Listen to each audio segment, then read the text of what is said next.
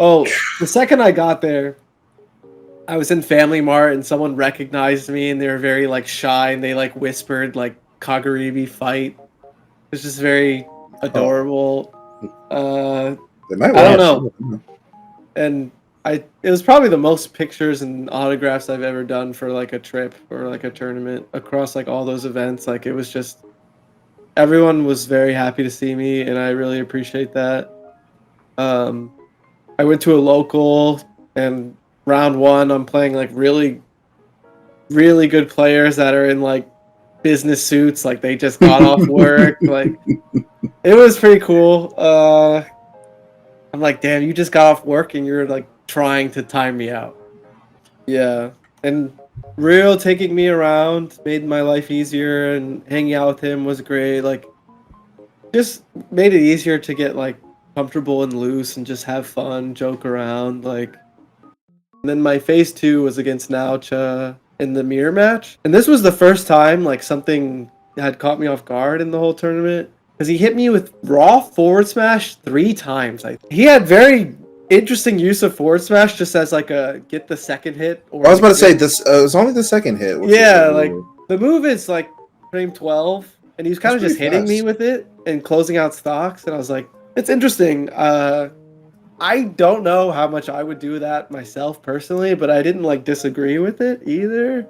But that set went really well. I think I had an advantage the whole time. He did switch to hero at the end, and I had no idea he played hero, so that kind of sucked for a second. But I don't think his hero. I don't think he has that much experience. I was told with it. So, and also I feel like I played the matchup well. I think that was to finish for the day. The mirror match. The snow set was weird. It kind of reminded me of a set I had with Kurama at Watch the Throne. That was like game 5 last hit. There's something about me versus Mario where I like. It doesn't matter how bad it goes. I always win somehow.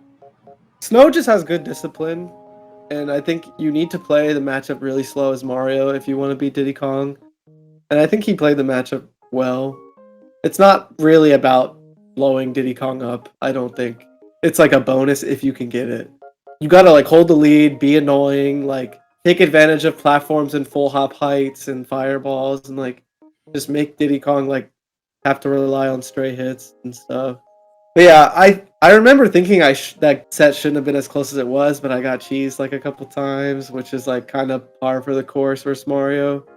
Which is pretty impressive, though. I think my DI got caught on a down air. Yeah, exactly. Yeah, I think you're usually very good at not getting cheesed, but he caught you like once with a DI cross up and stuff like that. Like I feel like you make Mario players work really hard for stocks.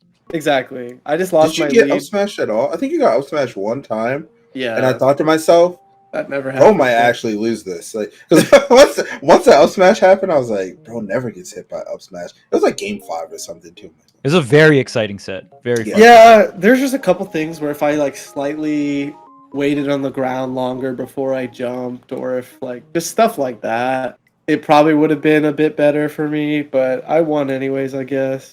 And then I think it was Shuton. Dormigi. Oh, Dormigi. And it was like pretty quickly after the set with Snow. And that one was also a little awkward. Like game 1 was very clunky from my perspective. Like it felt like kind of awkward and I barely won. And I feel like the more we played, the more in control I felt and the more comfortable I got. And I think our second set was kind of like that too, where there was awkward moments, but I was able to make the most of them because I wasn't dropping games to the awkwardness. Like I was getting away with it. So it gave me like a bit of extra insurance because now I start playing better and I'm still winning the games when I wasn't playing that well. But he did win a game in losers. But yeah, Dormigi, I win that 3-0. I think the second and third game I think that were good. The first game was not. So I don't know. The third game for sure. Wait, yes.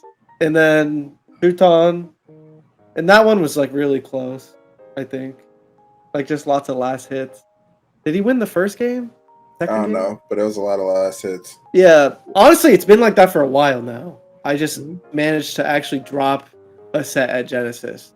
And even though my record with him is so good, Like I've won a lot of last hit clutch games versus him. Yeah, it's not like you've 3-0 free him over the years. Time, and like it's just they're down to the wire. He's a very good player. The thing about Diddy Kong Olimar is like they kind of destroy each other, but when it comes to the last hit scenario, the fact that Olimar dies to down tilt so early and so consistently, it's huge. In tournament, like in tournament especially, just feels like so reliable, and he doesn't out of shield the down tilt pressure that well either because he's a tether grab character.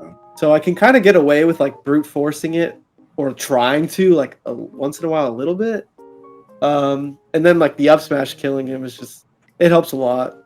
Yeah, I know when you were first getting into playing Diddy Kong a lot, you would tell me that the Diddy Kong community feels like Olimar does well versus Diddy Kong, and you felt the opposite. How do you feel about that matchup now? I think even or something is fair. I think I'm really good at it. But Diddy Kong gets a lot of extra damage in the edge guard, maybe even a kill, like early kill sometimes. And once again, like killing with down tilt at like 100% consistently is like a godsend for Diddy Kong. Like that's not the case for most matchups. And if you execute well, even though Olimar gets a lot of damage in like the scrappy scenarios, like you can really bully him. And if he commits to an option, you can just like punish things over and over and over again. You just can't contest with like the sword down air sometimes. That was honestly one of the problems in the set. It was same problem I had with Snow, where I was just jumping a little too quickly when I saw a visual cue. If I just waited a little longer, nothing bad would have happened to me. But yeah, it feels like it's one of those matchups where like they just do so much damage to each other and it eventually becomes a last hit. And I think Diddy Kong is a little better at it, surprisingly. Olimar might be better at getting the damage in like a chip scenario, but I think Diddy Kong's a bit better at finishing it. I don't disagree with why Olimar might win the matchup. Like it is... He's kind of bad at getting Pikmin off him, and he can be kind of obvious if he tries to flip kick the Pikmin. And just, you know, using banana horizontally can be pretty tough. But I think for your playstyle, you value a lot just getting the stock, because the sets that I see you struggle in personally is when you can't nail the stock and your opponent's at like 150, 180, and you're like, oh, there's at such high percent, I don't want to go for a riskier option. So you keep going for safe options and they play around that. So I think for you as a player, as long as you can seal the stock out at, you know, sub 130, that's a huge W for you, because the rest of your gameplay is so rock solid. Yeah, it's also like I said, if Olimar picks a decision and Diddy Kong is like in a spot to punish it, like he just gets the job done. Like oh, you finally like jumped out of shield and picked something, like up tilt, like kill you at 140, like stuff that isn't usually that easy. Like there's some matchups where like characters will pick an option and like I can't punish it until they pick like 2 or 3 things after or something.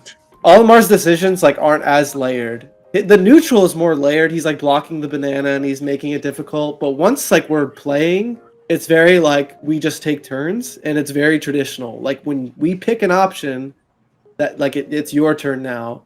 And Diddy Kong's a little bit better at keeping the tempo in that scenario, in those scenarios. Like just because of like down tilt, like short, like double back air and a short hop. Like Olimar never has like he can't pick 2 decisions in an instant. It's always one decision.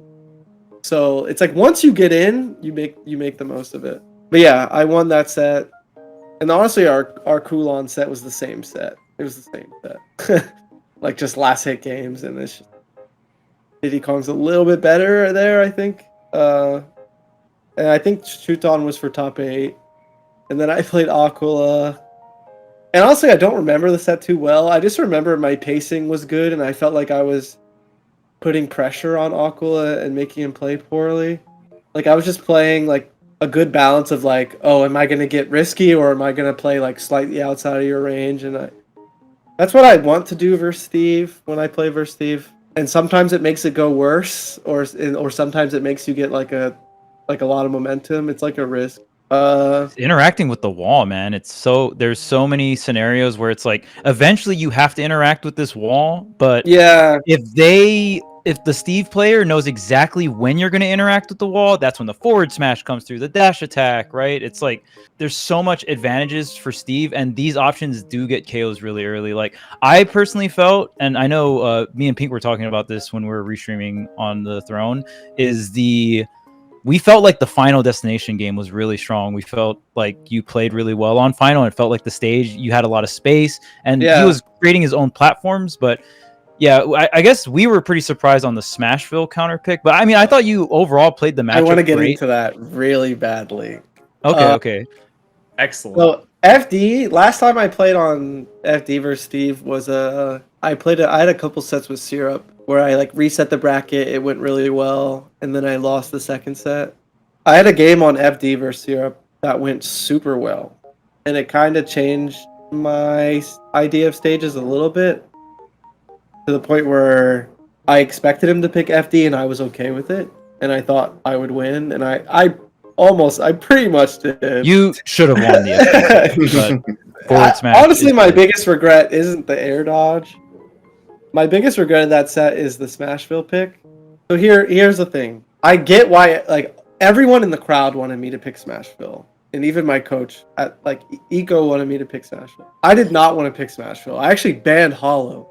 And I understood why they wanted it on paper, but my current style against Steve, I did not want to play on Smashville. But I just did what's the plus? Like, explain it. What are the pluses of Smash? I would love to hear like what. Well, there's the obvious material stuff. The materials. Okay. And like I can't remember exactly, but I like a plus could be like the fact that my aggression was like the reason I was doing well in the set. Like I was making him uncomfortable and like kind of mauling him a little bit, which is kind of the goal with Diddy Kong, especially if you take materials away from Steve. I don't think Akul is too strong versus Diddy Kong because his gameplay can be very stationary. And I don't think you can take advantage of that too well on Hollow in Smashville because the platform gives him protection without him having to do anything about the matchup. Right, and he's just staying center stage. So he's controlling the strongest area in the stage. But if the middle of the stage is open, I'm able to take advantage of Aquila standing still in certain positions, whether it's horizontally or vertically. Because when Steve doesn't have walls, it can be hard for him to jump around and like play Smash traditionally, and Diddy Kong can take advantage of that. Banana and Monkey Flip become like traditionally strong. Like you just play the matchup like a normal matchup, like you're fighting Bowser or something.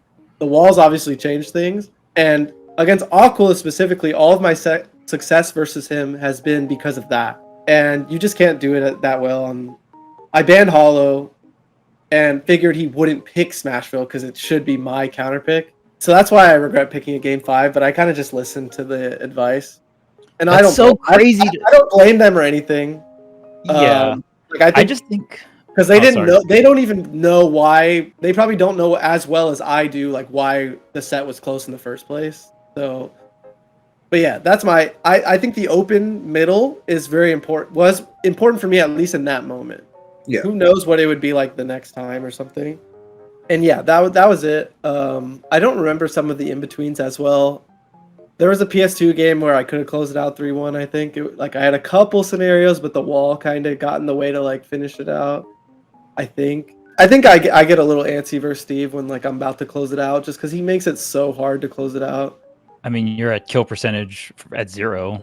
Especially because they slow it down. Yeah. They're getting more and more materials. Like it's kind of how it plays out. The more pressure you put on them. And then after that, I played Dormigi again. And it's funny because in winners, I think it was just a dramatized version of the winner set where the low points for us were worse and the higher points for us were better. Like my leads were even better than before. I'd actually dropped the game instead of not dropping any games before. Like it kind of felt like a top 8 version of our winner set. And then versus Mia, that was definitely the worst set I had of the whole trip. He kind of just destroyed me, honestly. You know what? This is what I said. I think it was to B when I got home. What people think Kazuya is in Smash is what Mia is in Smash. The 0 to death might not be true, and it might not be as quick, but it is way better, and it is really efficient, and it might as well be Kazuya, is like what I'm saying. Like when Mia hits you, you are dead. Like you're dead. So I just never got a chance to play. And I don't remember the set too well. To be fair, I didn't play the matchup too well. I was too airborne, which is always my problem if I lose the Game & Watch. But yeah, he destroyed me. The biggest thing about Diddy Kong Game & Watch is I feel like it's supposed to be good for Diddy, but Bucket changes. I was about to say I don't see it. Bucket changes the way the matchup is played so drastically to a point where he just gets close because of bucket. And something like Smash 4, you kind of just preemptively wall him out with forward airs and banana. And there isn't a situation where it's like, oh, throwing this banana is like bad. But you're kind of waiting a lot more because of the threat of bucket reflecting. So he gets too close too often. And yeah, that was Kagaribi. So going into Kulan, it was very reserved. Yeah, just a couple hour flight.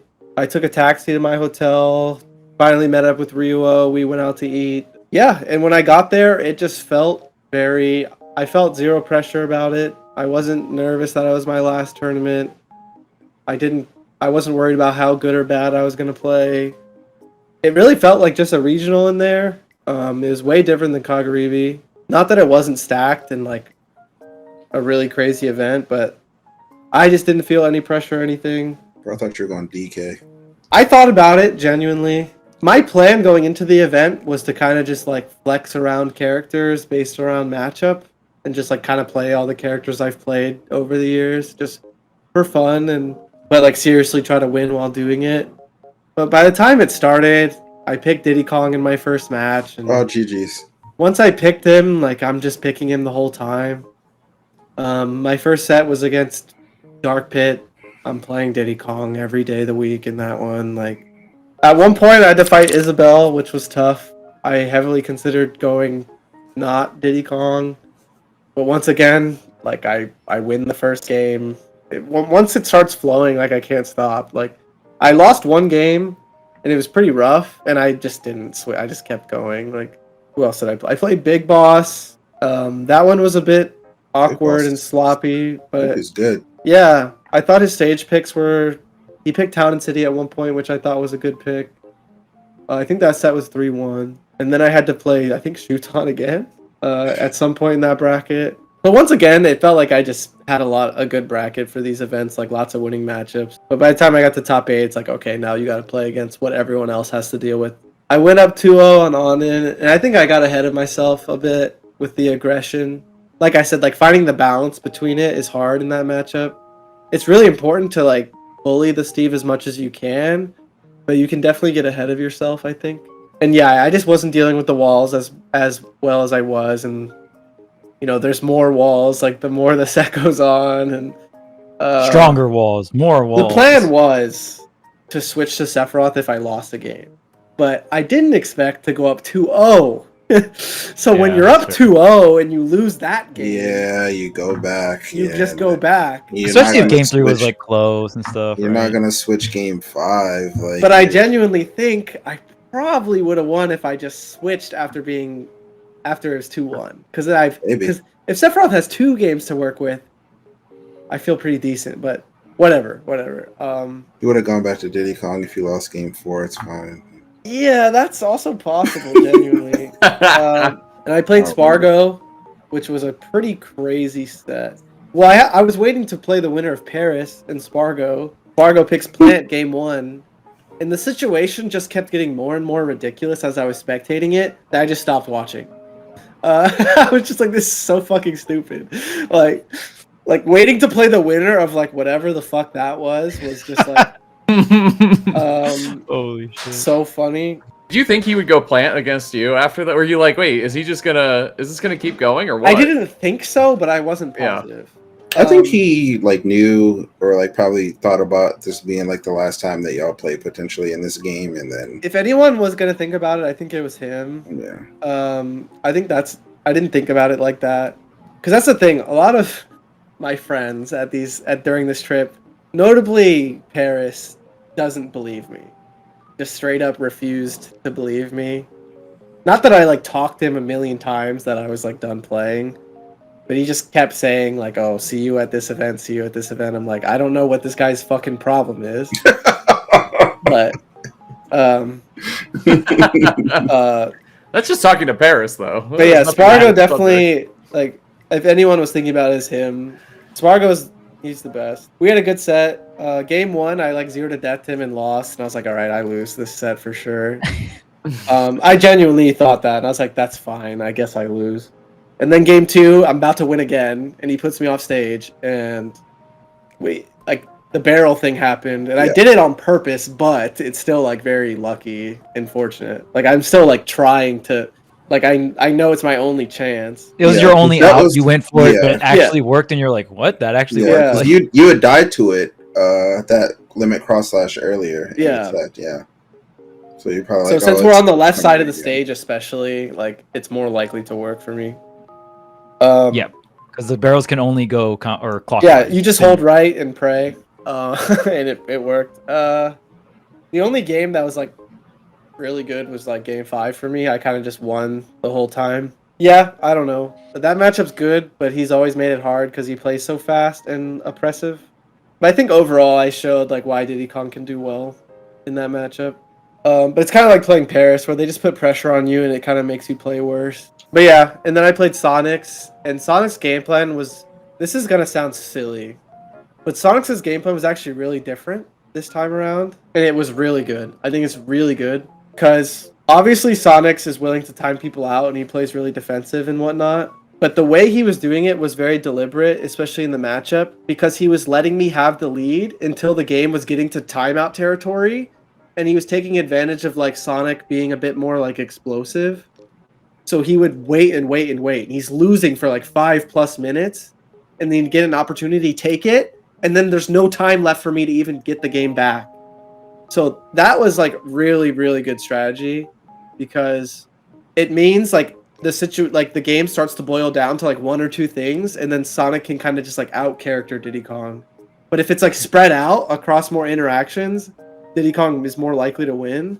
But he was just waiting and waiting for his opportunity while having like a slight deficit, and he'd take the lead, and then there's less than a minute left, so I can't do anything. So that was like really good, especially the way he ended the set. It was like that. I was just waiting for something, like he's just waiting and waiting and waiting. I have the lead. I'm controlling center. He gets an opportunity, plays really explosive, gets the kill, get like an edge guard, and then there's nothing you can do. So he was locked in. Like he was trying to like win the whole tournament. He was locked in. Yeah, like he was trying to win the whole fucking thing. So I left the venue knowing Gluto was fucked. Yeah. Even Sonic, bro. It's just like I don't care how the winner set went. Shouts to Gluto. He's like my favorite player ever. And he played the matchup really well in winners, despite Sonic's clearly being tilted out of his mind. But I knew Sonic's, like Gluto had no fucking chance. It was going to be Onin Sonix, guaranteed. Still haven't watched the set, don't care. But Onin winning 3-0 is like pretty crazy, just because I just said that like Sonix was locked in. So, but I do think Onin's defense from like game 1 is probably the best out of all the Steves. Like, you know, the whole like game 5 Steve thing where they start camping. Onin is locked in from game 1 sometimes. Oh yeah. So I think if you're playing against Sonix, that's pretty good to like kind of have that style. And that was pretty much it. Kind of a bittersweet trip, but still like a solid one. I got 4th in both events. Technically beating Shuton's a run back. Apparently it's been a long time since I beat Spargo, so that's cool. I think it was a good trip. Had lots of good food. Brought back a couple trinkets for B. I don't know. I'm just glad to be home and still figuring out what I'm doing next. I don't know. I'm glad for so many years I was able to do that kind of thing for once. Not the same, but really lock in a character for like a significant amount of the time, like one character. Obviously, I've bounced around a million times. A lot of people have, but that's one of the cool things about my experience with Diddy Kong and Ultimate. I got to feel like someone I never got to feel like before. Yeah, like something about Kaguribi and Kulon where like it's just too hard to pick someone else. Like you wait all these years to like do a trip this special. Like you put all this effort in. Like so many people helped me with the character over the years. I put so much effort into the character over the years myself. Like I've met a lot of people because of Diddy Kong. Like a lot of like Aaron's like one of my best friends I've ever met now. Like I've always been friends with him, but something like Diddy Kong just makes it even better. So I don't know. Like when you're at a tournament like Kaguribi, I think you're gonna pick like what your heart tells you. You're not gonna like be a robot that just like counter picks, and like you're gonna pick your best. Like I think that's why I did that. It was a good trip. I'm sure more people want me to talk about the fact that I'm not playing Ultimate in tournaments. Yeah, what the fuck are you gonna do now? Huh? Golly. I'm having a hard time like saying it on the show because I'm still kind of figuring out everything myself privately. So like, how am I supposed to like put it into words publicly? But yeah, stick around. Maybe I'll be able to explain myself better next time. You're still you got back from your trip. You're I just got home. Like my thing was like I just need to get home. You're stabilizing right now. I just need to get home and then I'll figure it out. Yeah. That was the other thing too. When I made that first post, I don't know what I expected, but I didn't expect all the interactions on social media. I guess I'm not used to posting too much. But yeah, it was a lot of support. It was overwhelming. Thank you. Something I've been realizing is like just how fast everything flies by. Like I've been doing this really long. It feels like it hasn't been that long, but it has. It's crazy. B like cleaned up my trophy case and sent it to me, and that was a big like, just perspective thing. Yeah. So I posted that. I felt like I was telling her, I was like, I want to say something more official, that it isn't like that. Like I am stopping and like letting people know. And I thought I was like, I can't think of any words. She's like, it's all right. You don't really have to say anything specific. So I just posted the trophy case and was like, yeah, thanks. That's pretty much it. I wasn't sure about the podcast and streaming, but now that I'm home, like I'm comfortable with, I would like to continue it. I'm not against like a watch party or anything. People really like those. So whew, we're still in it, boys. We're employed, guys. All right. Let's go. Let's go. I don't think I'm done permanently. Bro, you're not done. You better not be, you motherfucker. What the heck? I want to play the next game like really badly. Yeah. I'm really hoping it lines up like well with when I feel like I'm ready again. I'm hoping it just works out naturally. I would like to do a lot of stuff that I haven't had the time and energy for while I was actively traveling and competing. And I'm just hoping it all kind of works out. I don't know how soon or how late the next game will happen. So I do this thing where when I'm like finishing a tournament or not in tournament, I like think super far ahead to like what I'm gonna do in game and in brackets and against all these players. And I keep doing that, even though I'm not gonna play. And it's been very difficult. Like even after Kulon, I was like, oh, if I play this player like Onin or Sonix, I'm gonna do this and that, and like that's how I'm gonna win next time. And I was like, wait, why am I doing this? GG's. It's been really weird. Like the last few days, like I have a lot of extra downtime where I'm like, don't know what to do with myself. I keep bothering Haz to like hang it out, and I feel bad. Bro, I'm working. I'm doing a lot of extra like exercise and reading and just being like an old man. I don't know, but I'm sure I'll figure out where to fill the void because it's been a little weird already. That's another thing too. I kind of want to clarify that because I think a lot of people are like speaking for me. They'll be like, "Oh my gosh, we didn't ban Steve, and now Tweek is quitting." Oh, true. Yes, that's right. Yes, yes. That's what Charles said on the podcast. That's why. No, I did not say that. All the hate comments are coming at me. I'm just kidding, Chad. The state of the game has nothing to do with it. Maybe like very little, like less than 1%. I've been talking about stopping for like 2 or 3 years, so something like that, maybe 2. I don't know. It's been a while of considering it. It's not the game. It's all personal, private. It's all me. I don't hate Steve players. Like I don't want to quit because of a certain character or like the meta. Like it's just not that. It's not. So it is upsetting when people are like, oh, like Tweek is quitting because X player plays a certain way, or like Steve. Like I'm a competitor and like I'm not like that. Like I'm not. It's never been that. It's offensive because it's not only is it like putting words in my mouth, it's also like, do you think I'm like that much of like a simple-minded human that I'm like quitting my whole job because of Steve Minecraft? Like, are you serious? Like, there's more depth to my human than that.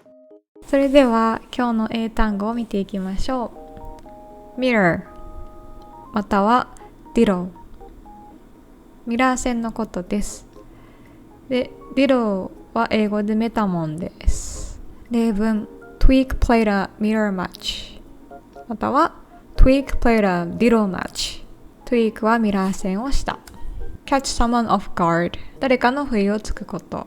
例文、これTweekが本編で言ってたことなんですけど、なおちゃさんが勇者を出してTweekが不意をつかれた。なおちゃ playing hero called Tweek off guard. First hit、 多段技の何段目かを表す言い方です。First hit は1段目、Second hit 2段目という風に、ヒットの前に First, Second, Third っていう風につきます。例文、The second hit of his F smash killed me. 横スマの2段目で撃墜された。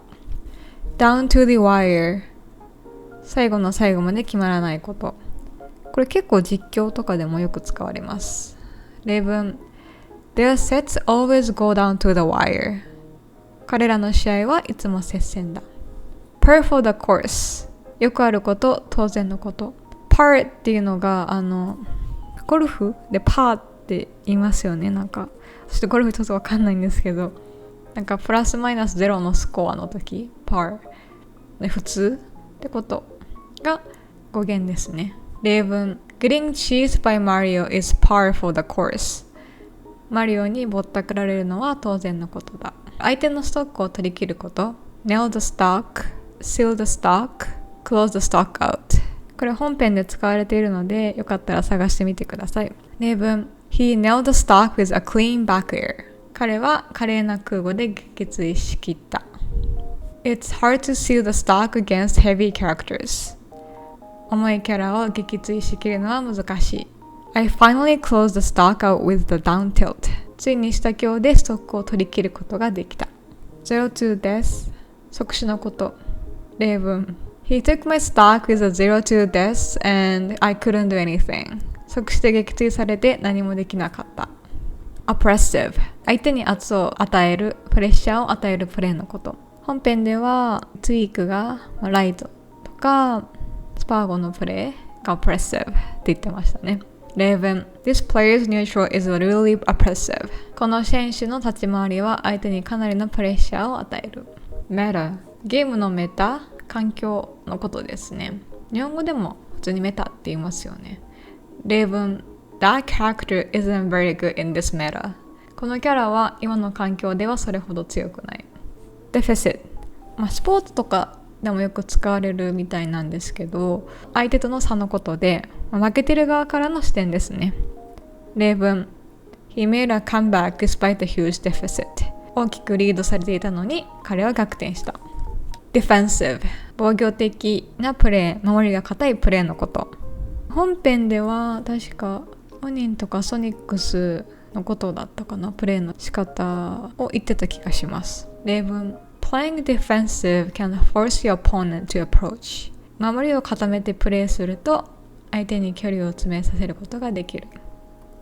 はい、今回は以上です。久しぶりの翻訳動画見てくださった皆さんありがとうございました。これからチビテレビのインタビュー動画も出していくので楽しみにしててください。それではまた。